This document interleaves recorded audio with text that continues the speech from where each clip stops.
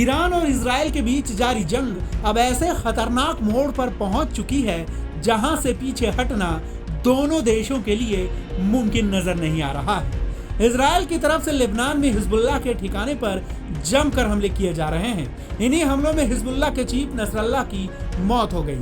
साथ ही इजराइल ने यमन पर ईरान समर्थित हूथी बागियों पर भी खूब हमले किए। इधर ईरान ने पलटवार करते हुए जब से इजराइल पर 200 मिसाइलें दागी तो लगा था कि इजराइल तुरंत जवाब देगा, मगर ऐसा नहीं हुआ। इजराइल धमकी पर धमकी तो दे रहा है, लेकिन हमला करने की हिम्मत नहीं जुटा पा रहा है। इसके पीछे ईरान की एक बहुत बड़ी चाल है।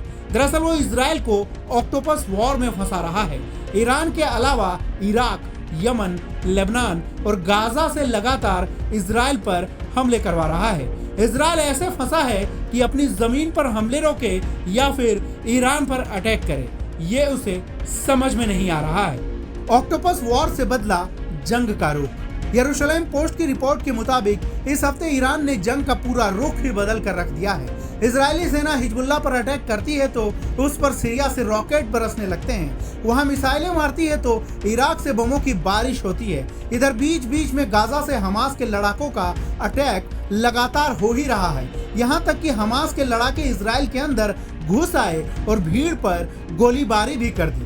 2 जगहों से ऐसी घटनाएं सामने आई जिसमें एक महिला की भी मौत हो गई। इजराइल के एयर स्ट्राइक और ग्राउंड ऑपरेशन के बावजूद हिजबुल्लाह के हमले रुके नहीं हैं। वो रोजाना 100 से ज्यादा मिसाइलों से अटैक कर रहा है। 8 फ्रंट से वार झेल रहा है इजराइल। ऐसे में इजराइल को पश्चिम में गाजा, लेबनान में हिजबुल्लाह, यमन में हूथियों, इराक में इराकी मिलिशिया, साथ ही सीरिया में ईरान के समर्थन वाले गुटों का सीधे मुकाबला करना पड़ रहा है। इसके अलावा तेल अवीव, बीरशेबा और हदेरा में इजराइल में हाल ही में हुए आतंकी हमले संघर्ष के 8 मोर्चों की ओर इशारा करते हैं। ईरान इजरायली अरब नागरिकों को कट्टरपंथी बनाकर इजराइल के भीतर भी हमले करने की कोशिश कर रहा है। इस लिहाज से देखें तो इजराइल 8 मोर्चे पर फंसा हुआ नजर आ रहा है, क्योंकि कई बार ड्रोन, मिसाइलें और रॉकेटों से एक साथ अटैक हो रहा है। इजराइल का दावा है कि रूस भी इस युद्ध में अब कूद चुका है और वो हिजबुल्लाह की मदद कर रहा है। आखिर इतने रॉकेट उसके पास